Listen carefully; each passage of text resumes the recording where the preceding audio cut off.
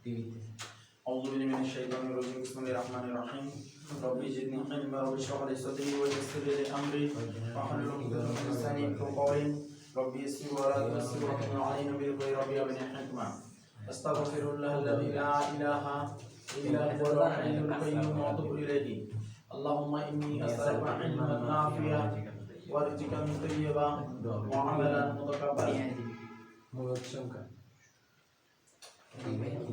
ওকে আজকে আমরা বাস্তব সংখ্যার মূলদ সংখ্যা এবং অমূলদ সংখ্যা সম্পর্কে জানবো এবং আমরা আজকে পুরো ক্লাসটা মূলদ এবং অমূলদের উপরে দিব ঠিক আছে এর ভিতরে অমূলদ সংখ্যাটা সবচেয়ে বেশি ইম্পর্টেন্ট কে বলছি অমূলদ সংখ্যাটা সবচেয়ে বেশি ইম্পর্টেন্ট এটা কেন ইম্পর্টেন্ট এটা হলো এটা এমন একটা ডিপ মেথড যে মেথডটা আমাদের আসলে আমাদের অনেক কাজে লাগে আমাদের অনেক বেশি গুরুত্বপূর্ণ অনেক কথা আছে অতবিয়ার গুরুত্ব করেছি ঠিক আছে তো আমরা যদি বাস্তব সংখ্যার গতকালকে আমরা কি করছিলাম বাস্তব সংখ্যার গতকালকে আমরা পড়ছিলাম স্বাভাবিক সংখ্যা চিনছি ঠিক না বাস্তব সংখ্যা কি চিনছি স্বাভাবিক সংখ্যা আমরা দেখছিলাম স্বাভাবিক সংখ্যা হলো কারা স্বাভাবিক সংখ্যা হলো ধনাত্মক সংখ্যাগুলো ধনাত্মক 1 2 3 এর উপরে যাইতে থাকে ঠিক আছে এটা একটা অসীম সেট ইনফিনিটি পর্যন্ত তারপর আমরা শিখছিলাম কি পূর্ণ সংখ্যা শিখছি কালকে কি শিখছি পূর্ণ সংখ্যা আমরা বলছিলাম পূর্ণ সংখ্যা কারা সেটা হলো যে -3 -2 1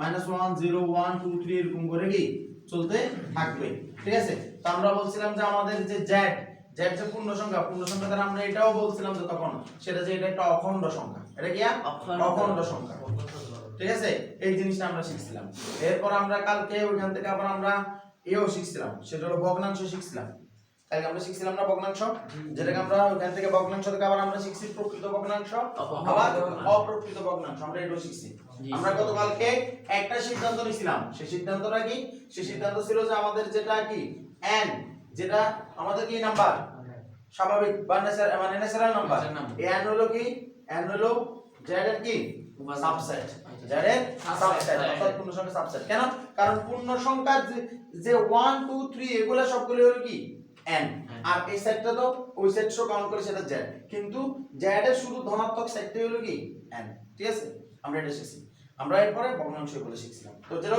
ওইটার জন্য আগে ভিডিও আছে পার্ট 1 এর ভিডিও দেখবা কিন্তু আমরা এখন পার্ট 2 তে আমরা কি শিখব মূলদ সংখ্যা এবং অমূলদ সংখ্যা তো মূলদ সংখ্যা এবং অমূলদ সংখ্যা যদি আমাদের দেখতে হয় তো এটার জন্য আমাদেরকে কি শিখতে হবে প্রথম কথা হলো যে মূলদ ও অমূলদ কি বলছি মূলদ ও অমূলদ ঠিক আছে তো এই দুনিয়াতে নাম্বার যেরকম বাস্তব এবং অবাস্তবের ভিত্তিতে কি অনেক বিভাগ ভাগ করা হয় না এই দুনিয়াতে সকল পূর্ণ সংখ্যাকে কি বলছি সকল পূর্ণ সংখ্যাকে শুধু পূর্ণ সংখ্যা বললে মানে ব্যাপারটা ভুল হয় সকল বাস্তব সংখ্যাকে দুই ভাগে ভাগ করা যায় কি বলছি বাস্তব সংখ্যাকে দুই ভাগে ভাগ করা যায় এই দুনিয়াতে বাস্তব সংখ্যাকে দুই ভাগে ভাগ করা যায় একটা নাম হলো মূলদ সংখ্যা আর একটা নাম হলো অমূলদ সংখ্যা কথা কি বোঝা যাচ্ছে মানে ব্যাপারটা তুমি এভাবে চিন্তা করতে পারো যে সংখ্যা দুনিয়াতে দুই প্রকার বাস্তব সংখ্যা অবাস্তব সংখ্যা বাস্তব সংখ্যা দুনিয়াতে আবার দুই প্রকার মূলদ সংখ্যা অমূলদ সংখ্যা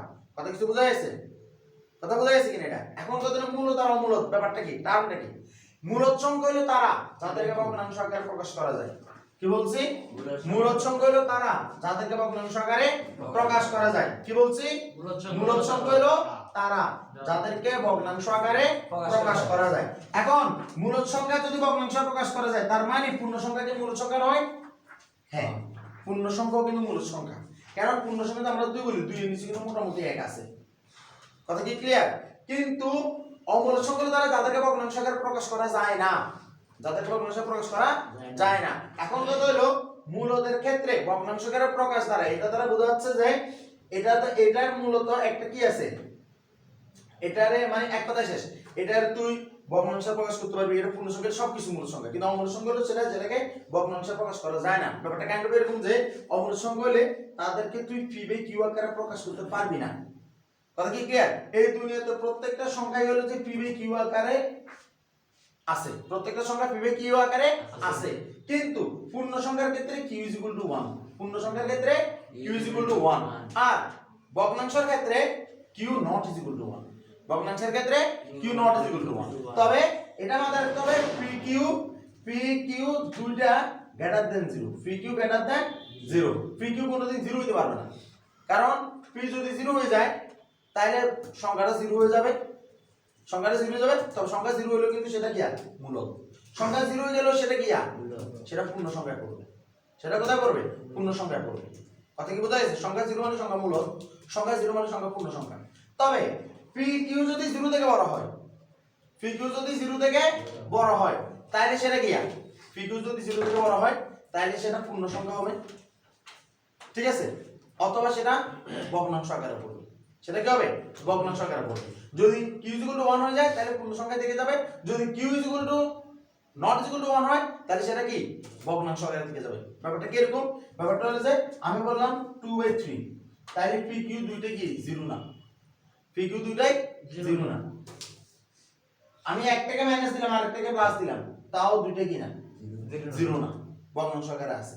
কিন্তু কোনভাবে যদি আমি যদি নিচে যদি এক বসাই দিই তাহলে এই যে হইছে অমূলদ সংখ্যা, তাহলে কি আর এটা অমূলদ, তাহলে এটা কি এসে পরিণত হবে পূর্ণ সংখ্যায় পরিণত হয়ে যাবে। এটা কিসে পরিণত হবে পূর্ণ সংখ্যায় পরিণত হবে।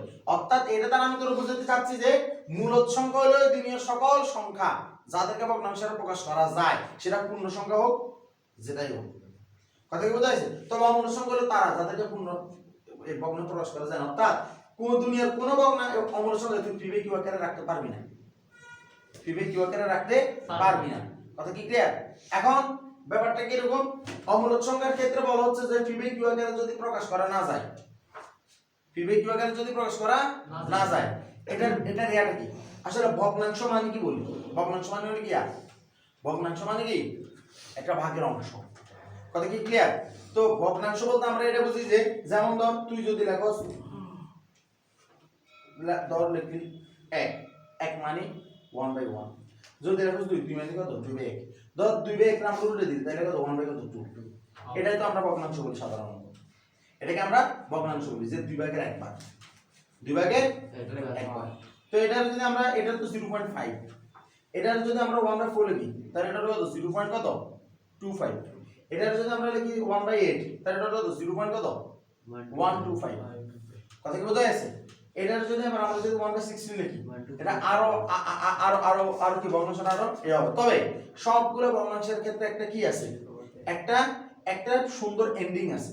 অর্থাৎ এই ভগ্নাংশগুলো 0 যতই হোক এটা একটা পর্যায়ে এটা শেষ হবে, 2 ঘরক 3 ঘরক 4 ঘরক দশমিকের পরে 10 ঘরক, এটা একটা কি আছে শেষ আছে। তবে অমূলদ সংখ্যা হলো তারা যাদের দশমিকের পরে এদের শেষ খুঁজে পাওয়া যায় না। তাহলে যদি এদেরকে শেষ খুঁজে পাওয়া না যায় তাহলে ব্যাপারটা কি বোঝায়? ব্যাপারটা হলো যে এদের পারফেক্ট ভগ্নাংশ কোনো সময় কি প্রকাশ করা সম্ভব নয়, পারফেক্ট ভগ্নাংশ কোনোদিন প্রকাশ করা সম্ভব নয়। এখন অমূলদ সংখ্যা চিনার উপায় সবচেয়ে সহজ হবে কি সকল মৌলিক সংখ্যার বর্গমূল। কি বলছি? সকল মৌলিক সংখ্যার বর্গমূল। কি বলছি? সকল মৌলিক সংখ্যার বর্গমূল। অর্থাৎ আমাদের মৌলিক সংখ্যাগুলো কারা?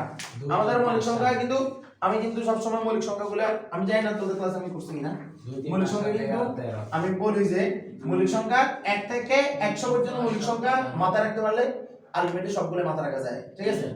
1 থেকে সেটা হলো কি 442 বলছিলাম না মনে হয়, জি 322 321। এটা হলো 1 থেকে 100 পর্যন্ত কি মৌলিক সংখ্যা সমূহ। অর্থাৎ 1 থেকে 10 পর্যন্ত মৌলিক সংখ্যা আছে কয়টা? 4টা। সেটা তারা কারা কারা? তারা হলো 2 3 5 7। 11 থেকে 20 পর্যন্ত মৌলিক সংখ্যা হলো 4টা। তারা হলো কারা? তারা হলো 11 13 17 19। 21 থেকে 30 পর্যন্ত মৌলিক সংখ্যা হলো 2টা। তারা কারা? 23 আর কত 29। 31 থেকে 40 পর্যন্ত মৌলিক সংখ্যা কয়টা? 2টা। সেটা হলো 31 আর কত 37। আমাদেরকে বলা হচ্ছে 41 থেকে 50 পর্যন্ত মৌলিক সংখ্যা 3টা। তারা কত 41 43 47। আমাকে বলা হচ্ছে 51 থেকে 60 পর্যন্ত মৌলিক সংখ্যা হলো 2টা। তারা কত 53 আর কত 59। ঠিক আছে? 51 351। তারপর হলো 57 বলছে আবার 3 19 57 রাবিশ। 61 থেকে 70 কয়টা? না সালমান বলছে 57 তো আমি বেশি কই। হ্যাঁ দেখ 61 70 61 থেকে 70 তাহলে কারা? এক এত হলো 61, তারপর হলো কত 67। তারপর 71 থেকে কত 80। 71 থেকে 80 হলো কয়টা? 3টা। সেই 3টা কারা কারা? তাহলে 71 নিজে, এরপর হলো যে 73, এরপর হলো কত 79, এরপর হলো 81 থেকে 90, এখানে হলো কয়টা দুইটা, এটা কারা, এটা হলো 83 আর কত 89, এর কত 89, আর 91 থেকে 100 পর্যন্ত কয়টা একটা, সেটা কয়টা, সেটা কে, সেটা হলো অনলি 97। তাহলে এরাই হলো আমার সকল মৌলিক সংখ্যা, এর হলো কি সকল মৌলিক সংখ্যা, এর হলো কি সকল মৌলিক সংখ্যা। এই যে মৌলিক সংখ্যাগুলো আমি তোর বললাম, তাইলে এই মৌলিক সংখ্যা এখানে আছে টোটাল 25টা, 25টা কিনা দেখ, 4 4 8 8 2 10 12 12 15 17 19 22 24 25, কয়টা আছে মৌলিক সংখ্যা, 25টা মৌলিক সংখ্যা আছে, কথা কিছু বোঝা যাচ্ছে। তাইলে এই 25টা মৌলিক সংখ্যা হলো 1 থেকে কত 100 পর্যন্ত, এই 25টা মৌলিক সংখ্যা যদি তুই মাথায় রাখতে পারোস, তোর জন্য অমূলত নির্ণয় করা খুবই ইজি। কেন, এবার তুই আয়। এখন আমি তোরে কি শিখাইছি যে মৌলিক সংখ্যার উপর বর্গমূল মানে অমূলত সংখ্যা। কি বলছি, মৌলিক সংখ্যার উপর বর্গমূল মানে কি সংখ্যা, অমূলত সংখ্যা। রিমেম্বার, মূলত সংখ্যা বললে পূর্ণ সংখ্যা আসবে, আবার কি আসবে, ভগ্নাংশ আসবে, পূর্ণ সংখ্যা আসবে, ভগ্নাংশ আসবে। রিমেম্বার, এই পূর্ণ সংখ্যার ভিতরে আবার আলাদা আছে, ঋণাত্মক আছে, জিরো আছে, ঠিক আছে, ধনাত্মক আছে, ঠিক আছে, তো ধনাত্মকগুলো আবার স্বাভাবিক সংখ্যা, ঠিক আছে। ভগ্নাংশের ভিতরে আছে প্রকৃত, অপ্রকৃত, মিশ্র, কথা কি বোঝা যাচ্ছে, ওইটা এখানে শেষ। কিন্তু অমূলত সংখ্যার জন্য শুধু একটাই টার্ম, সেটা কি, সেটা হলো মৌলিক সংখ্যার উপর বর্গমূল। এখন মৌলিক সংখ্যার বর্গমূল এই কথাটা কিন্তু আমি আমার অভিজ্ঞতা থেকে তোদেরকে বলতেছি, কথা কি বোঝা যাচ্ছে। সাধারণত এর বাইরে অন্য কোনো কথা নেই, এটা অমূলত সংখ্যা, এখানে দিই, এখানে স্টপ রেখে দিই, মৌলিক সংখ্যার উপর বর্গমূল। তাইলে মৌলিক সংখ্যা আমরা চিনে গেছি আল্লাহর রহমতে, তাইলে মৌলিক সংখ্যা বর্গমূলটা হলো কি সংখ্যা, অমূলত সংখ্যা। এটা কি সংখ্যা, অমূলত সংখ্যা। তাইলে এখন তাইলে তুই বুঝতে পারছিস কি কি, তুই বুঝছস √2 তাইলে একটা অমূলত সংখ্যা, √3 একটা অমূলত সংখ্যা, √5 অমূলত সংখ্যা, √7 অমূলত সংখ্যা, √11 অমূলত সংখ্যা, √19 অমূলত সংখ্যা, √47 অমূলত সংখ্যা। বুঝে গেছস √97 কি সংখ্যা, অমূলত সংখ্যা। ঠিক আছে, হোয়াট ইফ যদি আমি তোকে বলি যে √18 কিন্তু একটা মূলত সংখ্যা, এবার তুই কি করবি, এটা কি মূলত সংখ্যা, তোদের মাথায় আসবে এটা একটা কি সংখ্যা, মূলত সংখ্যা। কেন মূলত সংখ্যা তোরা বলবি, কারণ এটা মৌলিক সংখ্যার বর্গমূল নয়। কিন্তু পিকচার আমি বাকি দেই, তুই দেখ √18 মানে কত, 9 গুণ 2 না, কত √9 ইনটু 2, তাহলে 9 এ গিয়া 9 এ গিয়া মূলত, 9 এ গিয়া মানে পূর্ণ বর্গ সংখ্যা না, তাহলে রুট থাকার কারণে 9টা কত হয়ে যাবে, 3 হয়ে যাবে না, আর 2টা কত হবে √2 না। একটু ভালো করে আবার তুই চিন্তা করে দেখ, এই যে √2 আছে এটা কি অমূলত সংখ্যা না, তাইলে ব্যাপারটা দ্বারা কি বোঝাচ্ছে, 3 এর সাথে এইটা গুণ, এটা কি গুণ। এখন এই গুণ হইলে এটার থেকে যে মানটা আসবে, মানটাও কি দেখবি দশমিকের পরে, তুই যত বড় কম্পিউটারে যত স্ক্রিনে যাবে এটা তত বড় হইতে দেখবি, কথা কি বোঝা গেছে। অর্থাৎ এটাকে ভগ্নাংশ দ্বারা প্রকাশ করা যায় না, এটা ভগ্নাংশ দ্বারা প্রকাশ করা যায় না। যেহেতু এটাকে ভগ্নাংশ দ্বারা প্রকাশ করা যাচ্ছে না, তাইলে এটা একটা কি হয়ে যাবে, অমূলত সংখ্যা হয়ে যাবে। তাইলে এখানে যে প্রবলেমটা শুরু হয়, তুই কি আমার কথা বুঝছস। আর আমাদের পরীক্ষায় এখন আর এগুলা দেন, এগুলা কাঁচা, এগুলা কাঁচা, আমাদের পরীক্ষায় দিব এগুলা, ঠিক আছে। তাহলে আমরা কেমনে বাইর করব, আমরা ভিতরে কি করব, আমরা ভিতরে এটার ক্ষেত্রে যাব। এবার এখান থেকে আবার তুই একটা জিনিস দেখ, আমরা দেখলাম যে অমূলত সংখ্যা গুণ সম্পর্কে আছে, এই কারণে এই সংখ্যাটাও কি হয়েছে, অমূলত হয়ে গেছে। তো তুই এখান থেকে এটা মাথায় রাখছে, অমৌলিক সংখ্যার উপর বর্গমূল হলো অমূলত সংখ্যা, আর অমূলত সংখ্যা যদি কোনো সংখ্যার সাথে কি বলছি, কোন সংখ্যার সাথে যোগে, গুণে, বিয়োগে, ভাগে যদি জড়িত থাকে, কি বলছি, যোগে, গুণে, বিয়োগে, ভাগে যদি জড়িত থাকে, তাহলে তাও কি হয়ে যাবে, অমূলত সংখ্যা হয়ে যাবে। অর্থাৎ এটা একটা ধরলাম যে ব্যাপারটা এরকম যায়, তো অলপ কি হাতে সাথে তাহলে হয়ে যাবে, হ্যাঁ তো অলপ কি হয়ে যাবে, কথা কি ক্লিয়ার। এটার জন্য হাতের বিয়োগ করলে তো অলপ কি, হাতের যোগ করলে অলপ কি, গুণ করলেও অমূলত, ভাগ করলেও কি অমূলত। তার মানে এই কনসেপ্ট থেকে আমি কি এটা বলতে পারি না 3√2 এটা যদি একটা অমূলত সংখ্যা হইয়া থাকে, তাহলে 3 + √2 এটা অমূলত সংখ্যা, 3 ভাগ √2 এটা একটা অমূলত সংখ্যা, 3 - √2 এটা একটা কি সংখ্যা, অমূলত সংখ্যা, কথা কি ক্লিয়ার। এবার গতকালকে তোকে প্রশ্ন দিছিল একটা, p² = 5 + 2√6 দিছিল না, দিছিল কিনা, একটু ভালো করে চিন্তা করে দেখতো, এটা তো p² সমান ছিল।